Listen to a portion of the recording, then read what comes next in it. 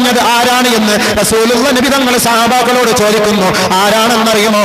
ഖുൽനാ ഖാലു, അവർ പറഞ്ഞു ലാ യാ റസൂലല്ലാഹ്, അറിയില്ല നബിയെ, അറിയില്ല നബിയെ. ഖാല നബി സല്ലല്ലാഹു അലൈഹി വസല്ലം, അല്ലാഹുവിന്റെ റസൂൽ പറഞ്ഞു, ആ കൂട്ടർ താരിഖുസ്സലാഹ്,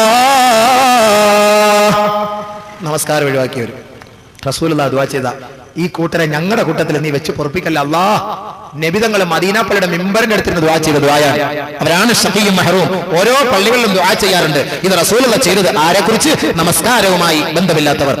എന്ന് റസൂലുള്ളാഹി വീണ്ടും പറയാണ്, അന്നഹു മൻ യസ്വദ് അവ്വലു മൻ യസ്വദ് വജൂഹു താരിഖി സ്വലാ യൗമൽ ഖിയാമ, ഖിയാമത്ത് നാളിൽ ആദ്യമായി മുഖം വിവർണമാകുന്നത്, മുഖം കറുക്കുന്നത്, കറുത്ത് കരിച്ച് കരിവാളിച്ചു പോകുന്നത് ആരുടെ എന്നറിയുമോ സഹാബത്ത്?